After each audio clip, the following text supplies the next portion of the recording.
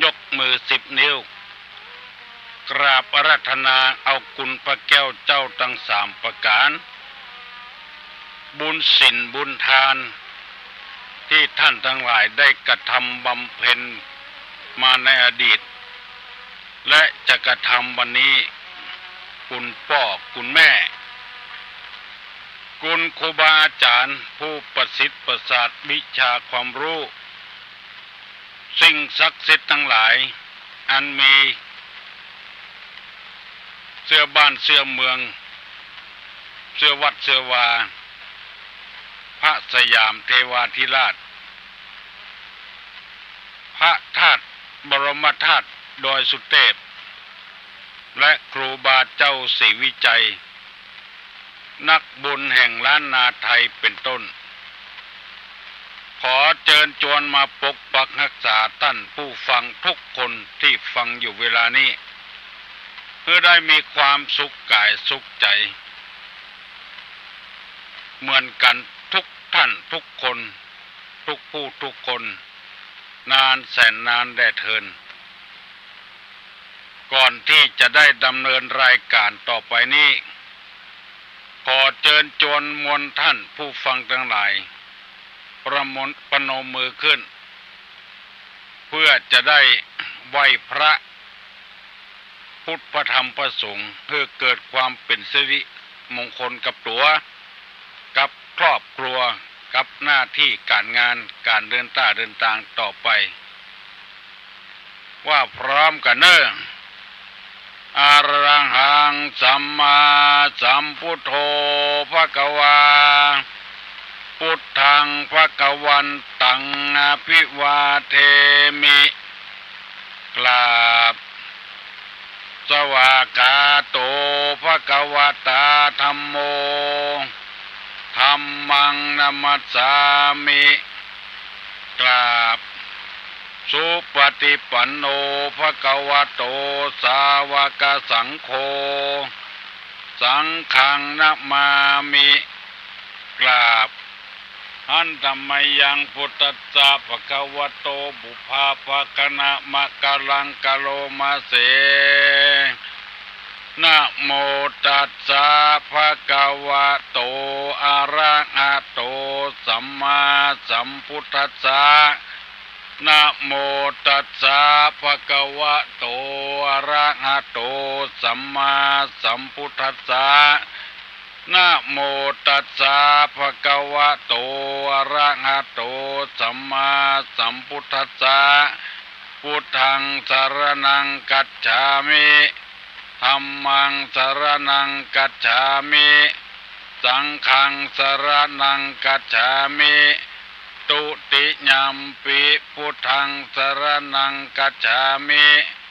ตุติยัมปิธัมมังสรณังกัจฉามิตุติยัมปิสังฆังสรณังกัจฉามิตติยัมปิพุทธังสรณังกัจฉามิตติยัมปิธัมมังสรณังกัจฉามิตติยัมปิสังฆังสรณังกัจฉามิอิติปิโสภะคะวะอะระหังสัมมาสัมพุทโธวิชชาจรณะสัมปันโนสุขโตโลกาวิทูอนุตตะโลปุริสะธัมมสารถิสัทธาเทวะมนุษย์สานังพุทโธภควาติสวากขาโตภควตาธัมโมสันติติโกอากาลิโกเอหิปัสสิโกโอปนะยิโกปัจจตังเวทิตพโพวินโยหิติสุปฏิปันโนภควโตสาวกสังโฆอุจุปฏิปันโนภควโตสาวกสังโฆญาญะปฏิปันโนภควโตสาวกสังโฆสามิจิปฏิปันโนภควโต สาวกสังโฆยะติตังจัตตาลิปุริสายุคานิอัฏฐาปุริสาปุคลาเอสะภะคะวะโตสาวกสังโฆอาหุไนโยปาหุไนโยทักขิไนโยอัญจลีกาลนิโยอนุตตะลังปุญญเขตังโลกัสสติกราบหนึ่งกราบสองกราบสามกาเลนะธรรมัสสวนังเอตัมมังคละมุตตมังมาแล้วเนอะมาแถมแล้วเสียงก้องเสียงกอง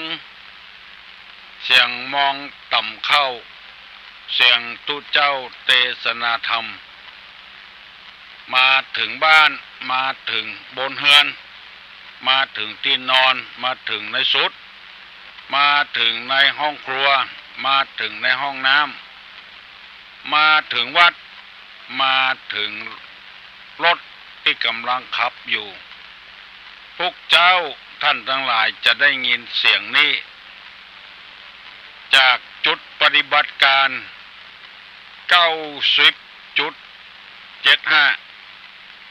ออกอากาศที่วัดโสพนารามบ้านศาลาหมู่3ตำบลดอนแก้วอำเภอแม่ริมวันนี้ตั้งสถานีวิทยุบนดอยสุเทพเปิ้นกำลังปรับปรุงสถานีวิทยุอยู่เปิ้นของดชั่วคราวจะปรับปรุงให้มันดีขึ้นขอประกาศให้พี่น้อง10 ชาวชาวบ้านที่ฟัง96.0นั้นจะไม่ได้ยินจะได้ยินเฉพาะที่บางสถานีที่เปิ้นถ่ายทอดเสียงธรรมะเพื่อประชาชนจากตุลุงตะวันท่านทั้งหลายบ่ต้องสงสัยได้นำเอาธรรมะมาประกาศให้ท่านผู้สนใจในศีลในธรรมทั้งหลายได้ฟังเพื่อจะได้เป็นคติเตือนอกเตือนใจปี้หูสองน้องหูหนึ่งธรรมะที่นำมาเสนอนั้นบ่ใจตุลงคิดเอาแต่งเอาแปลงเอาเป็นธรรมะในทางพระพุทธศาสนามีนักหนาป้าป้าน 84,000 พระธรรมขันธ์เวลานี้เพิ่นประกาศธรรมะกันทั่วบ้านทั่วเมืองเพื่อให้คนเฮาได้มุ่งแสวงหาธรรมได้ประดับจิตประดับใจเพื่อได้เป็นคนที่สำนึกในบาปในบุญในคุณในโทษอันใดควรทำอันใดบ่ควรทำเพื่อจะได้สำนึกอยู่ตลอดเวลาถ้าบ่มีไผเตือนบ่มีไผนำเอาออกมาแสดงเฮาอาจจะได้รับข้อมูลที่บ่ดีเมื่อได้รับข้อมูลที่บ่ดีแล้วก็เป็นเหตุที่คนเฮาอยู่กับสังคมบ่มีความสุขเมื่อตะวานี้มีโยมคนหนึ่งมาติดต่อกับไปมาว่าเปิ้นรับเอาคนต่างศาสนาเข้ามาทำงานช่วยคนหนึ่งวันนั้นเป็นวันพระเปิ้นจวนคนต่างศาสนานะซึ่งไม่ใช่ศาสนาพุทธนะเอารถมาส่งเปิ้นมาวัดเพื่อจะได้มาทำบุญปรากฏว่าคนต่างศาสนาคนนั้นไม่ยอมมาใจอย่างอื่นนี่ไปหมดแต่ใจมาวัดนี่ไม่ยอมมาก็คนที่มาติดต่อตุลุงก็เลยถามว่าเป็นเจ้าใดบ่มาเปิ้นว่าเปิ้นบ่นับถือศาสนาพุทธนอกจากบ่นับถือศาสนาแล้วยังบ่ยอมเข้าวัดเข้าวาแถมเหมือนกับเป็นเสือเป็นสิงเป็นกระทิงเป็นงูเลี้ยวเกี้ยวก่อนจะคบจะตอดเพราะเหตุว่าได้รับข้อมูลที่บ่ดีจ จงเกลียดจงชังกันทำให้คนคนนั้นอยู่กับเปิ้นได้แล้วก็เปิ้นอยู่กับตัวบ่ได้เพราะเหตุว่าไปได้รับข้อมูลที่ผิดตุลงจึงนำมาเสนอกูเจ้าให้ท่านทั้งหลายฟังเพื่อจะได้รับข้อมูลที่ถูกต้องการอยู่การกินกับกันจะมีความสบายมีความสุขบานหวานใจได้นำเอาธรรมเกี่ยวกับจริยธรรมสำหรับพ่อบ้านแม่บ้านคือพ่อเฮือนแม่เฮือนคนที่อยู่ครองฆราวาสมาเสนอให้พี่น้องทั้งหลายฟังตึงมวลมดกันมี10 ข้อได้อธิบายไปแล้ว2 ข้อข้อ1ว่าอยู่บ้านเปิ้นอย่าไปนำเอาไฟออกแล้วอย่าไปนำเอาไฟนอกเข้าคือเรื่องที่บดีภายในบ้านบอกว่าปัจจัยไม่ยิงอยู่กับพ่อเมียแม่เมียอยู่กับพ่อผัวแม่ผัวใครเป็นเชื้อใดมีลักษณะใดอย่าไปนำเอาไปออกข้างนอกเพราะเป็นการเผยข้อมูลที่บดีบดักคือเปิ้นได้ฮู้ไฟนอกอันตี้บดีบ่มีสาระมีประโยชน์บ่นำเอาแต่ของที่ดีนำเข้ามาได้2 ข้อวันนี้จะนำเอาข้อที่3มาเล่าให้ท่านสาธุชนคนดีทั้งหลายได้ฟังแถมมีใจความว่ารู้จักตอบแทนแก่ผู้ที่เคยให้หรือรู้จักให้คือหมายความว่ามีการฮื้อกันสมมติว่าปัจจัยไปแอวไปอยู่กับบ้านแม่หญิงมาอยู่บ้านปัจจัยจะต้องมีการเอื้อเฟื้อเผื่อแผ่ในวงศาคณาญาติตั้งแต่พ่อเมียแม่เมียหรือพ่อผัวแม่ผัวอ้ายของผัวพี่ของผัวอ้ายของเมียน้องของเมียตลอดถึงวงศาคณาญาติอันนี้เปิ้นฮ้องว่ารู้จักตอบแทนแก่ผู้ที่เคยให้หรือรู้จักให้รู้จักฮื้อการฮื้อนั้นบ่ใช่ว่าขนทรัพย์สมบัติของตัวฮื้อความคุ้นเคยฮื้อช่วยการช่วยงานในเวลาเปิ้นมีการมีงานเปิ้นจะได้รู้ว่าอันนี้เป็นผัวของไผอันนี้เป็นเมียของไผมาทำตัวเป็นเจ้าเป็นนายสภาวะเช่นนี้เกิดขึ้นในสมัยโบราณเปิ้นเอื้อเฟื้อเผื่อแผ่ซึ่งกันและกันรู้จักกันไปกันมา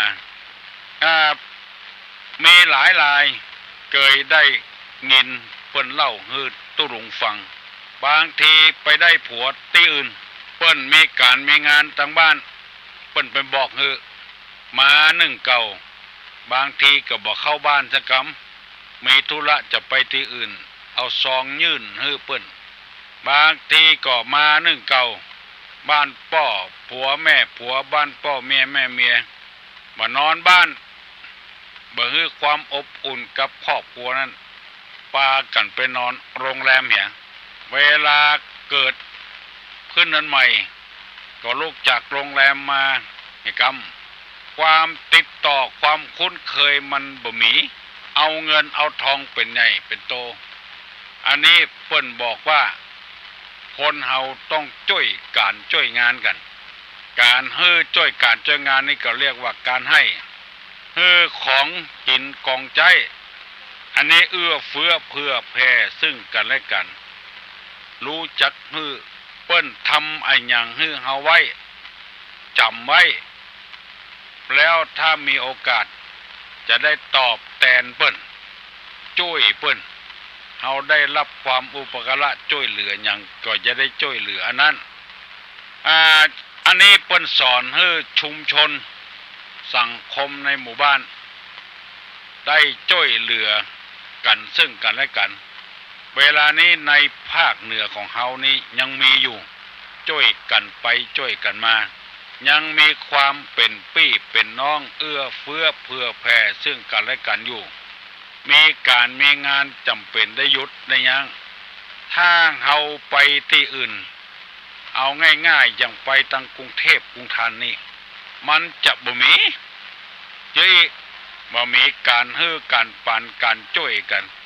สมมติว่ามีตายเป็นเมนเน่าเอาไปไว้วัดดอกตีประดับประดาก็ต้องไปจ้างคนอื่นมาเหมาตลอดงานเต้าใดเอาเงินให้เปิ้นไปเวลาจะกินข้าวกินน้ำก็บ่ได้ทำอาหารอย่างสั่งอาหารสำเร็จมาถ้วยจานของเปิ้นหมดกินแล้วเปิ้นเก็บหมดโต๊ะตั้งมานั่งบางทีกำลังกินอยู่ก็ไปแวดขันโตกกันพอหน้ามับคนกินอยู่ก็อิ่มพ่องไปอิ่มพ่องจำเป็นได้ลูกนอกจากนั้นแถมเกือบบ่ได้ทำมาอย่างสักอย่างพี่น้องที่ไปช่วยการช่วยงานตลอดถึงเจ้าภาพการถวายทำบุญให้แก่ตัวเจ้าก็มอบให้ทางวัดจัดการเจ้าภาพบ่ได้อย่างสักอย่าง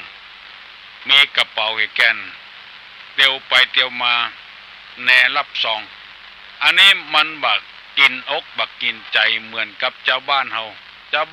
ที่เพิ่นจะมาช่วยกันมีแต่เดิมแต่เถิมมาแล้วเพราะว่าเจ้าบ้านเฮาได้รับข้อมูลจากอย่างที่ตุลุงว่าเนี่ยรู้จักตอบแทนแก่ผู้ที่เคยให้หรือรู้จักให้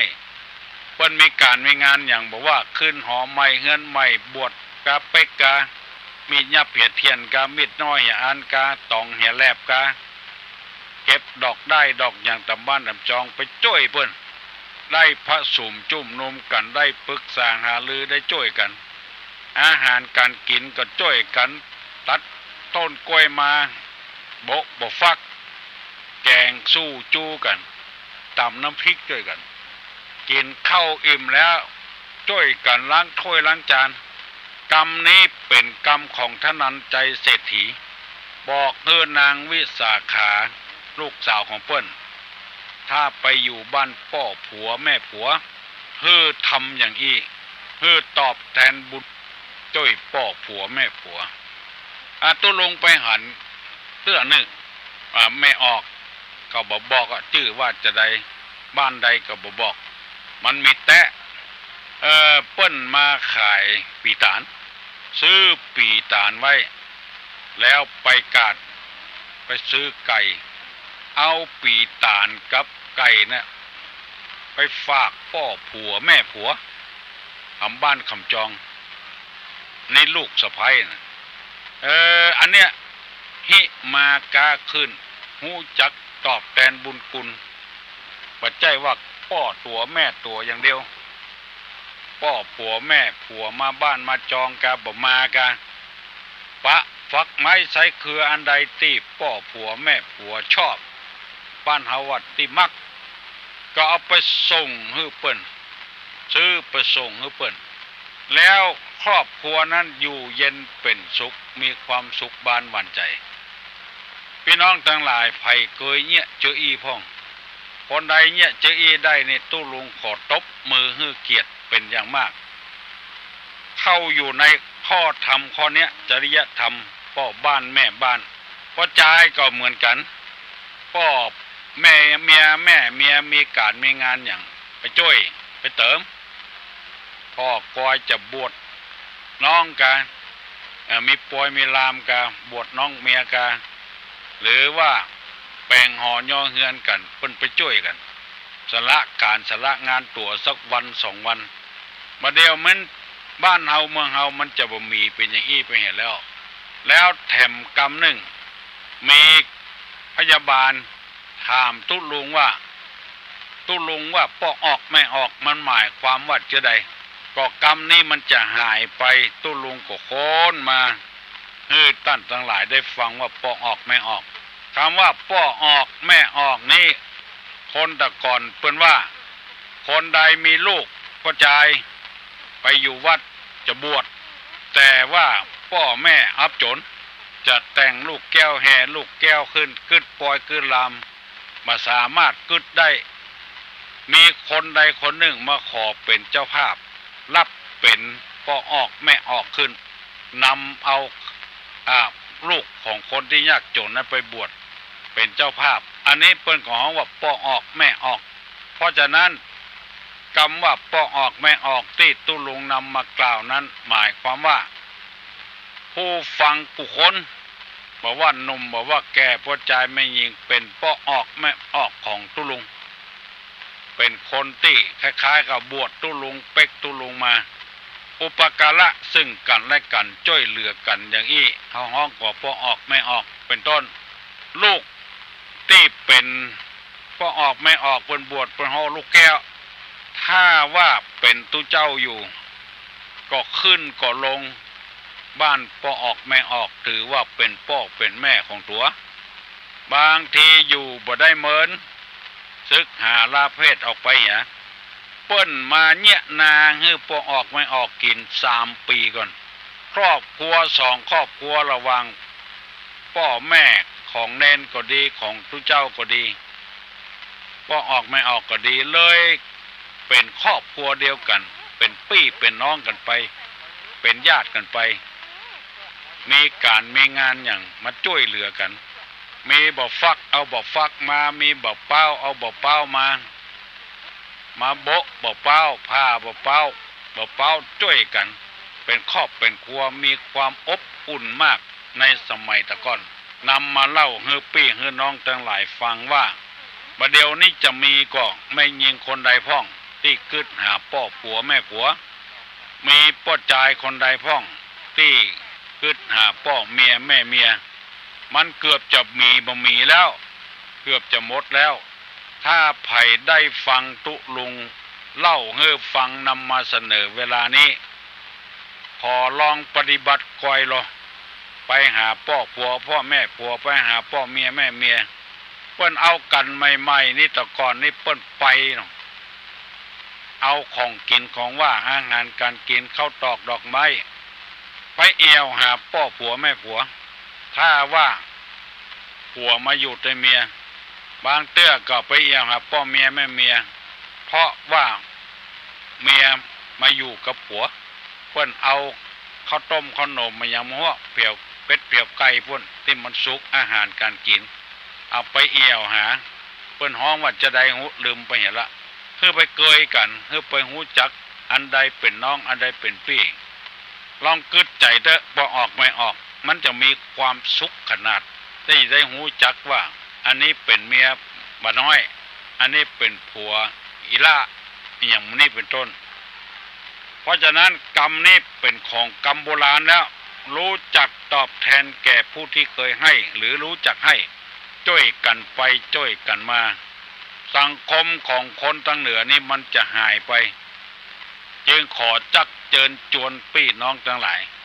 ที่แต่งงานไปแล้วก็ดียังไม่ได้แต่งงานเตื้อก็ดีลองทำก่อน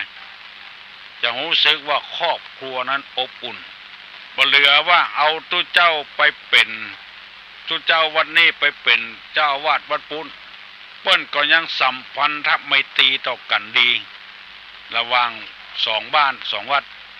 มีกินสลากหากไม้มาเติงกันอย่าไก่ปันใดก็ไปเติงกันมีปอยหลวงปอยรามก็หัววัดเติงกันเพราะคนคนเดียวนั่นก็คือตู้เจ้าไปกินหัววัดไปเป็นเจ้าวาดวัดนี่ไปกินเป็นเจ้าวาดวัดปุ้นพอศึกหาลาเพศไปแล้วก็ดีตายเพียก็ดีก็หมดเรื่องกันขาดกันไปอย่างละอันนี้คือความสุขภายในชุมชนภายในหมู่บ้านเกิดขึ้นภายในหมู่บ้านแล้วความสุขก็จะเกิดขึ้นภายในหมู่บ้านเพราะคนคนเดียวเป็นทำสัมพันธไมตรีต่อระหว่างพ่อผัวแม่ผัวพ่อเมียแม่เมียให้เป็นคู่เป็นเกมกันแล้วเพิ่นจังห้องกันเป็นป้ออยู่สมมติว่าอีล่าไปเอามาให้ป้ออีล่าจะไปห้องป้อมาให้ว่าป้อแม่ก็จะห้องว่าอีแม่เพิ่นห้องกันอย่างนั้นห้องลูกชายว่าห้องป้อของลูกชายว่าอีป้อห้องป้อของลูกยิงว่าอีป้อห้องเป็นป้อเป็นแม่กันแทนลูกมันเข้ากันดีสัมพันธไมตรีกันดีกึดหาห้อมเก่าห้อมหลังที่เป็นมาอย่างนั้น ตุลุงยังตันหูตันหันอยู่ประเดี๋ยวนี้ห้องอย่างไอห้องเยอะเชื้อใดก็ห้องเชื้ออันเคยห้องกันไอก็ไอห้องกันคุณก็คุณบ่เป็นพ่อเป็นแม่ไปเห็นละมีไอหยังก็บ่ใครจ้อยกันละตายเป็นเม็นเน่าก็ดีขึ้นหอใหม่เงินใหม่ก็ดีมีการมีงานบ่ใครจ้อยกันละความสัมพันธไมตรีความผูกพันกันทางญาติก็ค่อยหายไปแต่ว่าทางบ้านนอกบ้านนาของเฮายังมีอยู่ทางในหัวในเวียงใกล้ความเจริญแต่สมัยเคยเป็นเพื่อนเป็นฝูงแล้วลูกไปได้กันก็ยานไออย่างเก่าอย่างเดิมนะบ่มีการป้อกันแม่ละมันม่วนในสมัยโบราณเพราะฉะนั้นคุณธรรม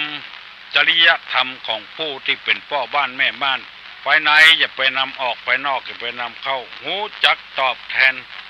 แก่ผู้ที่เคยฮื้อหรือหูจักฮื้อช่วยเหลือกันไปช่วยเหลือกันมาพลิกอันอย่างก็เพิ่นว่ากินมาป่าไปเพื่อเผื่อแผ่ซึ่งกันและกันคนตะกอนเพื่อจะไปเอวหากันมีงูเหนียมีปลาแห้งเนี่ยโอ้ม่วนกันเตื้อก็พอมีเจี้ยออกมามีลายหนึ่งไปเอวหาพ่อผัวแม่ผัวได้ผัวใหม่แล้วผัวมาอยู่กับตัวพ่อแม่ปกสอนก็ได้งูนพ่องปลาแห้งพ่องกะปิกะห้ากันอย่างก็ไปหั่นใส่พ่อผัวแม่ผัวเปิ้นปั้มต้นกล้วยข้าวกล้วยข้าวเป็นหวีนี่เปิ้นเอายายไว้บนบ้านเป็นหวีมันก็เกิดใจละถ้าตอนปิกนี่พ่อผัวแม่ผัวถึงจะฮื้อสักหวีเป็นการตอบแทนกันพออมอย่างกันแล้วเสร็จแล้วก็ลามาบ้านมาถึงประตูบ้านกั้งมันจะเอิ้นว่าเมื่อก่อนเน้อพ่อไอ้แม่บอกว่าจะกรรมเมื่อก่อนเน้อกล้วยข้าว ใจมันติดกล้วยข้าวบุญมันไม่เจี้ยกันอย่างอี้ตลอดมาน่ะเร็วหลังเอิ้นใส่พ่อผัวแม่ผัวเมื่อก่อนเน้อกล้วยข้าวใจนึกปุ่นอันนี้มันมีเป็นความจริงแต่ถ้าบางอันมันจะบ่มีเจี้ยออกมาแถมข้อหนึ่งว่าอย่าให้แก่คนที่ไม่ควรให้เพิ่นว่าจะอี้ฮื้อหูจักหน้าที่อย่าไปฮื้อกับคนที่บ่ควรฮื้อไปอยู่บ้านเปิ้นเช่นจังใดเช่นคนขี้ค้านบ่ใครเนี่ยเวียกเนี่ยการเป็นพี่เป็นน้องกันแท้แล้วมาขออยู่เฮาอยู่ติ๊กๆเพิ่นว่าอย่าไปฮื้อมีบ่มีก็อย่าไปว่าบ่มีเอาบ่ฮื้อเพราะว่าต้องถามหมอนั้นหมอนี่ก่อนต้องอ้างหมอนั้นหมอนี่ก่อนเอาจะไปฮื้อคนเดียวบ่ได้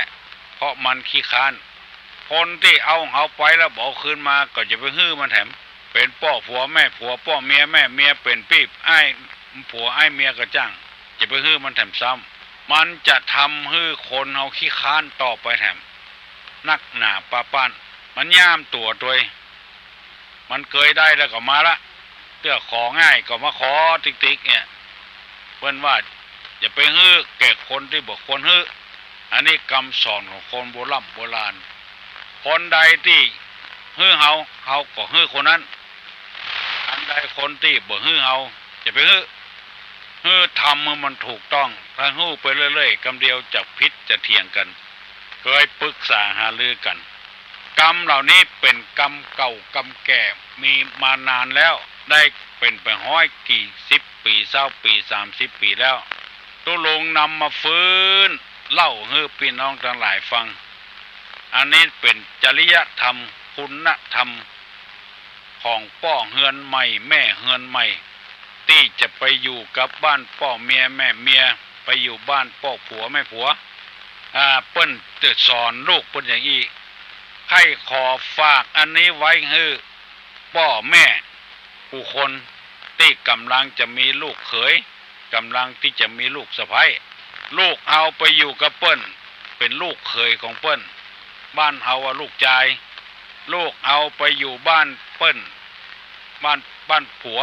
ก็เรียกลูกสะใภ้หรือลูกหญิงถ้าก่อนที่จะไปอยู่กับเปิ้นนะช่วยกันสอนละอ่อนยักละอ่อนจะได้จดได้จำไว้ แล้วก็ขอฝากกับละอ่อนที่จะมีผัวใหม่เมียใหม่ไปอยู่บ้านเปิ้นพ่อจายจะไปอยู่บ้านไม่ยิงไม่ยิงจะไปอยู่บ้านพ่อจายอันนี้เป็นคุณธรรมที่จริยธรรมที่ใจมาได้เหมือนแล้วได้ประโยชน์โดยบัดเดี๋ยวนี้เปิ้นถึงบ่ฮู้จักกันแถมซ้ำลูกสะใภ้มาอยู่บ่ฮู้จักพ่อจักแม่ลูกหญิงลูกเขยมาอยู่บ่ฮู้จักพ่อจักแม่ของลูกชายลูกสะเขยอยู่ที่ไหนเป็นคนเชื้อใดบ่ฮู้ให้ได้กันเอาไปเลยแล้วอันอย่างจะเกิดขึ้นคือปัญหาเกิดขึ้นมาแล้วเกิดละอ่อนละกันแล้วลูกอยู่กับไผจำเป็นแม่เฒ่าพ่อเฒ่าได้เลี้ยงลูกผัวมันละอีน้อยไปเห็นแล้วเมียมันละบ่อ้ายไปเห็นแล้วจำเป็นพ่อเฒ่าแม่เฒ่าโอกาสที่จะได้ช่วยเหลือสังคมเข้าวัดเข้าวาพ่องมีการมีงานกับวัดกับวามันได้ไปแล้วนั่งเฝ้าหลานอยู่หั่นแล้วอันนี้นำมาเสนอให้พี่น้องทั้งหลายลองนำเอากรรมโบราณโบราณมาปฏิบัติกันพ่องบ้านจองของที่ของเขาจะมีความสุขบานหวานใจประเดี๋ยวนี้มัน6 โมงเกินไปแล้วไผ่ที่ยังมาลุกแกนื้อลุกนื้อ6 โมงเกินไปแล้วตะวันออกจัดสูงแล้วก็ศรัทธานาบุญทั้งหลายลุกนื้อขวายแล้วฮัลโหลนมัสการเจ้าโอ้เดี๋ยวหลังไม้ขอโอ้สกรรมนะเจ้าหน้าไม้เนี่ยกะหน้าไม้มันจะดีว่ะมันจะดีว่ะก็เอาป้าว่ากะอันนี้นะค่อยปรึกษาตัวอาหน่อยตัวอาเจ้าเจริญพรเนอออกความคิดได้จาดดีเสนอมาเถอะมีสมุดอวยพรและมีพระบรมฉายาลักษณ์ของพระเจ้าแผ่นดินขออวยพรให้พระเจ้าแผ่นดินทรงหายจากการเจ็บการป่วยมีคนดีในบ้านในจองความจริงที่บ้านศาลานี้ผู้ใหญ่บ้านกู้คนที่เป็นมาแล้วได้ทำกันกูปีมาแล้วแม่ดีเด่นหลายปีมาแล้วปีนี้ทางวัดจะได้จัดในนามของเจ้าหน้าอำเภอฮัลโหลเอาพร้อมกันทั้ง2 อันองค์ก็ได้เนาะตัวอาเจ้าเริ่มตั้งแต่สินหน้าเนาะเจ้าสินหน้าเจ้ามีอันเป็น2 พระองค์อ่ะเนาะเอาพร้อมๆกันเนาะเจ้าคนจะได้ไปวัดหลายๆคนแล้วจะได้ว่าไปแม่ริมบ่ได้เนาะไปที่วัดที่ก็ได้เนาะเจ้าที่วัดก็ได้เจ้ามันจะได้เสร็จแล้วเราก็ได้เอาไปรวมที่อำเภอเนาะเจ้าเอาไปรวมกันเจ้าจะได้มีชื่อมีเสียงกับเป็นต้องน้อบ้านสลาโอ้มันไปออกสถาวัดโสวรรณารามเพื่อก็มีจิตมีใจกันเนาะเจ้าเจ้าเอาดีแล้วเนอะคุณแม่ราวันระเบงจุดประกายออกฮือเป็นคนคิดริเริ่มถูกต้องแล้วเราจะได้ปรึกษาหารือกันจัดสถานที่ฮัลโหลครับไหว้ตาครับถามปัญหาครับพ่อแม่ที่เป็นนั้นประกอบไปด้วยธรรมอย่างกี่ข้อครับประเทศทางคุณได้ตอบกันฟังรายการเนี่ยแม่ดีเด่นประกอบด้วยทำกี่ข้อครับที่เป็นพรหมของลูกนะครับครับแม่ดีเด่นนี้จะต้องมี1ช่วยงานภายในหมู่บ้านเปิ้นมีการมีงานอย่างไปอยู่ก็ได้ไปช่วยเปิ้นฮัลโหลได้อยู่ระหว่างการแก้ไขค่ะที่ไหน The number you called is temporarily out of order. It is being under repaired. Thank you. Yes sir. โอ้มีเปรียบฝรั่งมั่งค่าพุ่นเนอมาธรรมดาเนอโอ้ขอบคุณนักเช่งคิวหลายที่ประกาศมาว่าอยู่กำลังอยู่ในข่ายปรับปรุงแก้ไขเครื่องส่งของเปิ้นแล้วเป็นภาษาอังกฤษตัวใครแปลได้แปลมาให้ตุลุงฟังเหรอเป็นคนที่ช่วยเหลือเจ้าบ้านเจ้าจองไปอยู่บ่ได้ละช่วยเหลือสังคมตัว2เป็นแม่ที่ฝึกหัดดัดนิสัยลูกเต้ามีกี่คน ก็ฮักเสมอต้นเสมอปลายกันหมดอบรมสั่งสอนลูกได้ดีช่วยเหลือเจ้าบ้านจะจองช่วยเหลือสังคมข้อที่3นั้นความประพฤติของแม่ก็เป็นคนประพฤติดีถ้าว่ากินเหล้าอย่าพ่องเล่นพายอย่าพ่องอันนี้เปิ้นก็อย่าไปพิจารณาฮัลโหล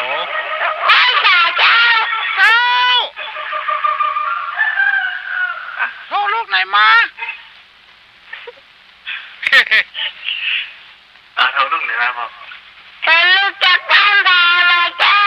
บ้านอย่างมาบอกเขาตัวอุ้ยบ้านดอนปูนบ้านดอนปีนดอนปีนบ้านดาบ้านหนองบ้านดาบ้านทาเจ้าบ้านทาละปูนเจ้าโอ้ใครแตะกันว่าอนุโมทนาบุญเจ้าอนุโมทนาบุญเจ้าจะถามอย่างตู้อุ้ยรักษาสุขภาพขอให้ตู้อุ้ยรักษาสุขภาพเป็นห่วงตู้อุ้ยล่ะยินดีนะลูกเนอน้องเข้าเงียนได้ยังน้องฟ้าเข้าแล้วยังบอกเข้ายัง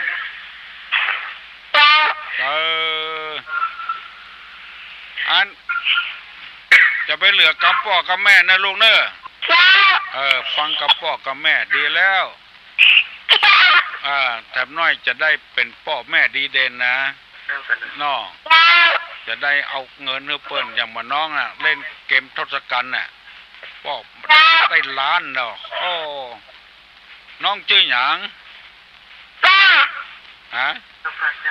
น้องฟ้าน้องฟ้าโอ้น้องฟ้าสูงด้ากินข้าวหรือยังลูกโอ้กินแล้ว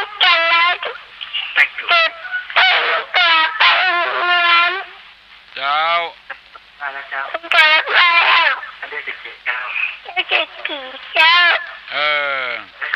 ภาษาเจ้าจกดีนะลูกเนออนุโมทนาบุญเจ้าถึงพ่อถึงแม่ถึงลูกถึงเต้าขอบุญรักษาเนอลูกเนอเอา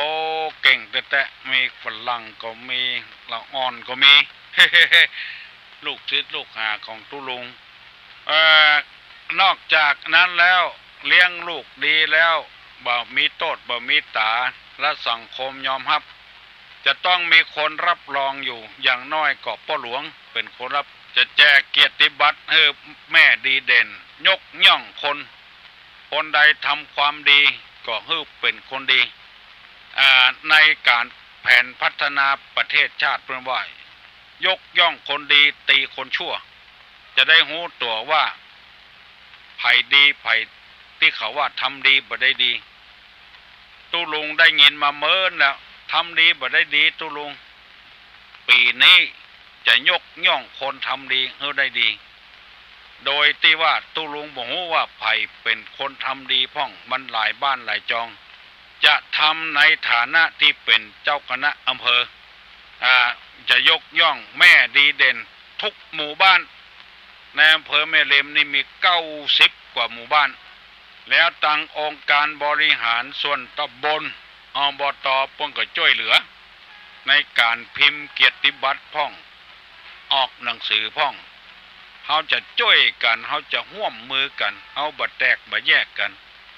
เขาบ่มองคนในแง่ให้มองคนในแง่ดีตลอดเวลาฮัลโหลครับไว้จะถามปัญหาครับเมื่อพระนางสุริมหามายาสวรรคตแล้วคือตายไปแล้วเจ้าชายสิทธัตถะได้ทรงแต่งงานใหม่กับไผ่ชื่อหยังมีโอรสธิดากี่คนครับแต่งงานกับไผ่ชื่อหยังครับขอฟังผู้ฟังได้ช่วยตอบครับไว้ครับคนถามผิดไปแล้ว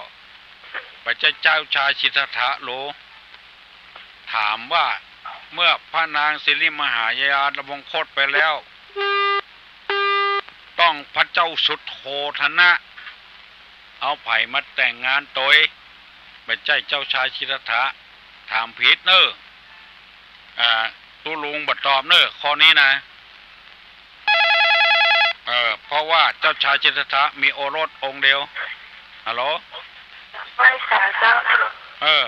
ขอตอบเป็นสองข้อที่ปัญหามาข้อแรกที่ปัญหาเนาะก็ทำบ้างข้อไหนที่ทำพ่อแม่เลี้ยงลูกได้ดีน่ะไม่หารปีจ้ะเมตตากรุณามุทิตาและอุเบกขาพอไม่หารสี่เจ้าแล้วข้อที่ปัญหาเมื่อกี้นี่คือเ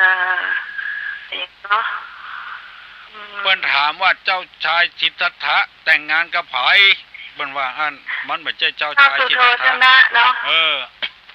เมื่อพระนางมหามายาสิ้นลมตายนี่ก็คือเอาพระนางประชาบดีโคตมีเจ้ามาเลี้ยงเจ้าชายสิทธัตถะซึ่งเป็นโอรสเจ้า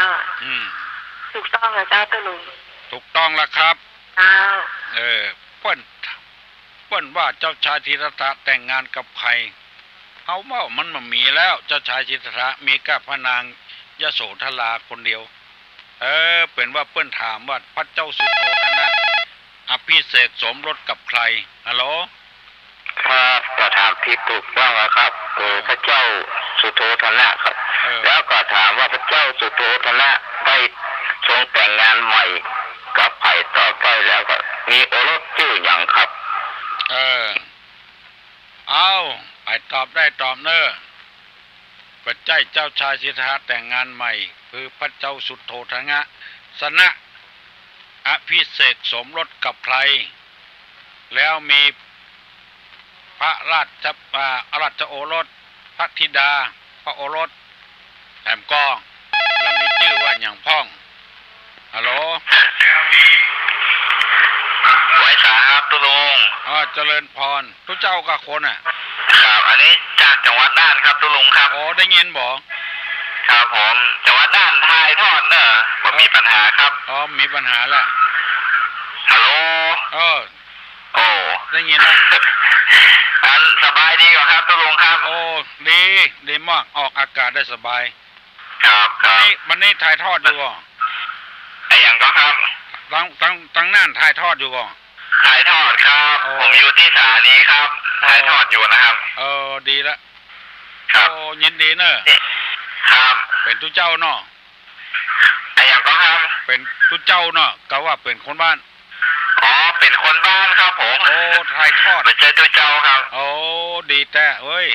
ใจบุญเนาะใจบุญเนาะครับฟังกวนนะถ่ายทอดให้กวนนะครับดีแล้วก่อนวันนี้ยังแควนน้อยวิทยุอัน96บนดอยสุเทพเปิ้นมาถ่ายคนฟังมาให้กว้างเนาะมาให้กว้างไม่ละแล้วก่อนโทรศัพท์เบาหน่อยก็เตือนนี่ปะท้อโทรหายากขนาดเนาะครับแม่น่ะครับอันดูตั้งโทรกันนี่ตั้งจังหวัดน่านเปิ้นหมูจากเบอร์โทรกันนั่นโทรไปกำหนึ่งเนาะอันเบอร์โทรศัพท์0531211058นั่นก็ครับแม่ละครับเผื่อคนฟังทางหน้านี่เปิ้นจะได้โทรไปปัญหาลุงพ่องเนาะโทรไปถามปัญหาเนาะครับผมจะได้ก่อนรักษาสุขภาพด้วยนะครับตุลุงครับยินดีเนอะครับผมสวัสดีครับห่วงตุลุงเจริญพรเนอะตั้งไปเพียงน่านปุ่นฮัลโหล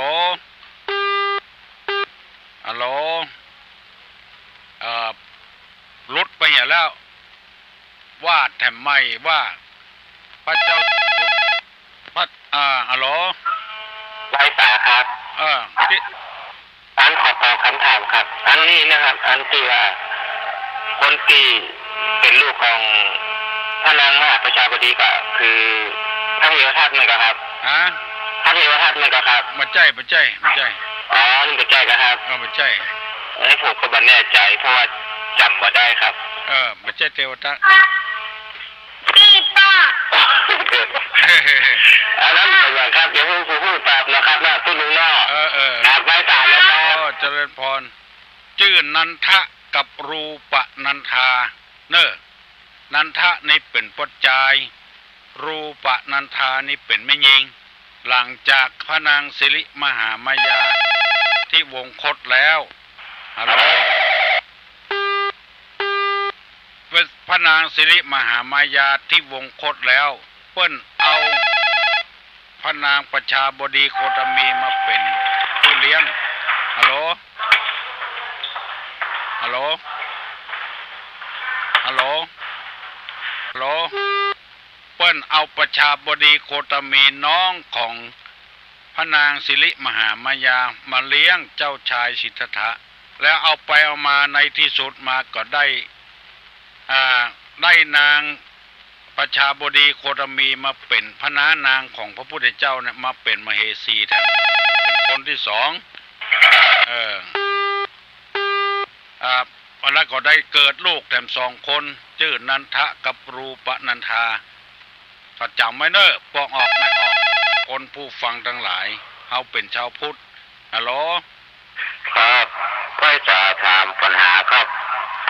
36เดือนนี่เป็นชื่อต้นไม้อะไรอย่างหรือว่าหน่วยไม้อะไรอย่างครับครับ36เดือนเป็นชื่อต้นไม้อย่างหรือว่าหน่วยไม้อย่างครับ36เดือนครับอันนี้ปัจจัยธรรมะเหก้าเป็นปัญหาอย่างอื่น36เดือนเป็นชื่อของต้นไม้อะไรอย่างไปตอบได้ตอบมาเนอะหลังจากที่นางสิริมหามายาที่วงคตแล้วพระเจ้าสุโธทนะเอาพระนางประชาบดีโคตมีมาเลี้ยงพระพุทธเจ้าเลี้ยงเจ้าชายสิทธัตถะ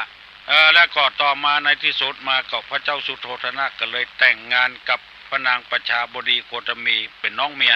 แล้วเกิดลูก2 คนชื่อนันทะกับรูปนันทามันเจี้ยมันมีตั้งแต่หั่นเป็นต้นมาชาวพุทธของเรามันเมาน้องเมียนะจังไปเมาน้องเมียตุลุงจะอู้แจ้งฟังเนอะฟังโทรมาเด้อเนอะนั่นกับเมียมันตายมันเมาเมียน้องเมียมันละเมียมันตายให้บัดดักสักเตื้อให้อยู่ให้ติดเลยเนี่ยฮัลโหลเป็นเจ้าใดดักวิ่งฮัลโหลแล้วนะฮัลโหลตุลุงได้ยินก็ฮัลโหล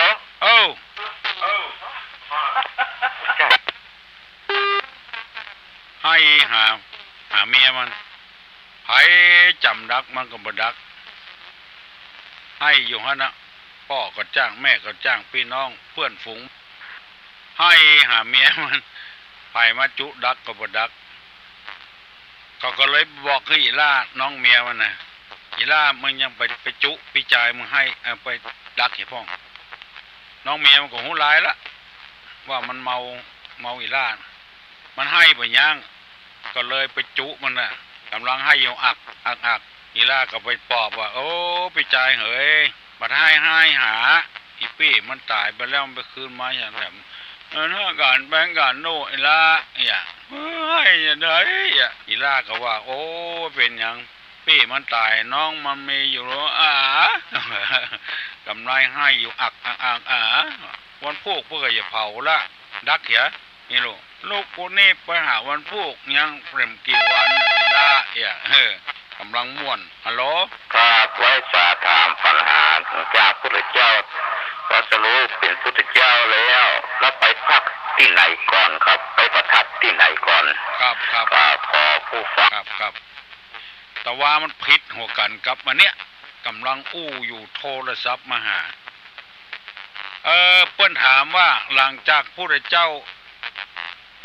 ตรัสรู้เลยไปพักที่ไหนก่อนวะไผได้ตอบมาเนอะ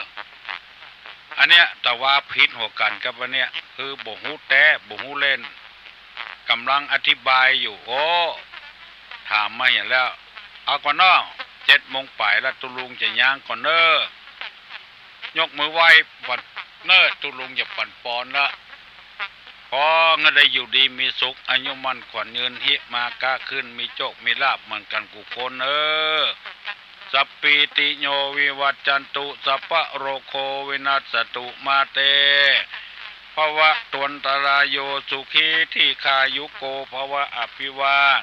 ทนะสีลิจนิจจังวุธาปัจจายโนจัตตาโลธรรมาวัฏันติ